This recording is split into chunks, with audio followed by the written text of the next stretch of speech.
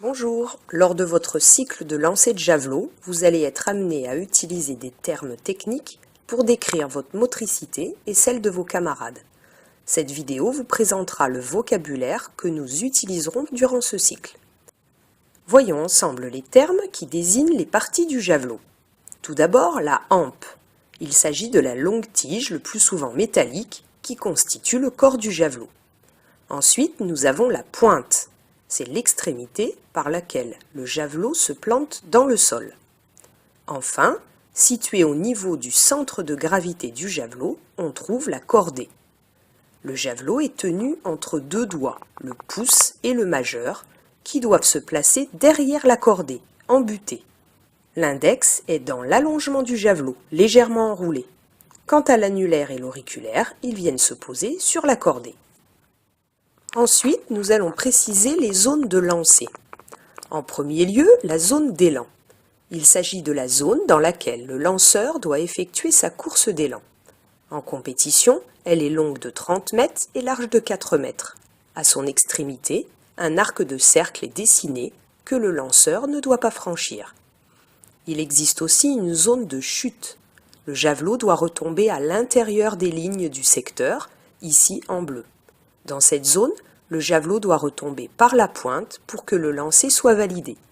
Et nous apprendrons à le lancer dans l'axe pour une meilleure efficacité. Enfin, voici les termes propres au lancer lui-même. En athlétisme, il existe 3 types de lancers. Le lancer en poussée, comme le lancer du poids, le lancer en rotation, utilisé lors du lancer du disque ou le lancer de marteau, et le lancer à bras cassés, que l'on adopte lors du lancer de javelot.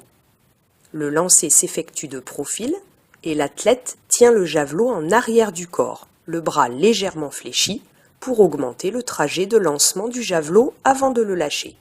Ce type de lancer est donc appelé lancer à bras cassés. Voyons ensemble ce qu'est le chemin de lancement. Il s'agit de la distance que parcourt l'engin depuis sa mise en action jusqu'au lâcher de l'engin. Il s'agit donc du trajet que le lanceur fait parcourir au javelot avant de le lancer, tant qu'il peut lui appliquer une accélération. La course d'élan, elle, comporte 2 parties. Tout d'abord, la course préparatoire. Elle est progressivement accélérée et le lanceur court avec le buste de face et sa main droite se situe à hauteur du front. La course de placement, elle, est réalisée en pas croisés, c'est-à-dire une impulsion sur la jambe gauche, au cours de laquelle la jambe droite est balancée vers l'avant. Au cours de cette action, l'épaule et le bras droit s'éloignent vers l'arrière. Le buste du lanceur est parallèle à la ligne de course, le regard fixe la trajectoire. Durant toute la course d'élan, l'accélération doit être continue, sans aucun arrêt, et lors des 2 derniers appuis, le bras est tendu et les épaules sont parallèles à la course. Quand nous parlerons d'angle d'envol, il s'agira de l'angulation de la trajectoire du javelot par rapport au sol. Comme nous l'avons déjà vu, pour lancer loin, il faut lancer haut. L'angle idéal du lancer est de 45 degrés environ. Lorsqu'on lance un objet en l'air, hormis le cas où il a été lancé à la verticale vers le haut, sa trajectoire est normalement une courbe, puisque l'objet est soumis à la pesanteur. Cette courbe symétrique par rapport à un axe est appelée parabole. Une trajectoire parabolique prend donc la forme de cette courbe, qui ressemble à la forme d'un U ou de U inversé. Nous parlerons également de prise d'avance des appuis. Pour augmenter le chemin d'élan du javelot, le lanceur doit reculer au maximum le javelot à l'arrière du corps. À la fin de sa course d'élan, le bas du corps doit donc aller plus vite que le haut. Ce n'est pas la main qui recule, mais les pieds qui vont plus vite que le haut du corps.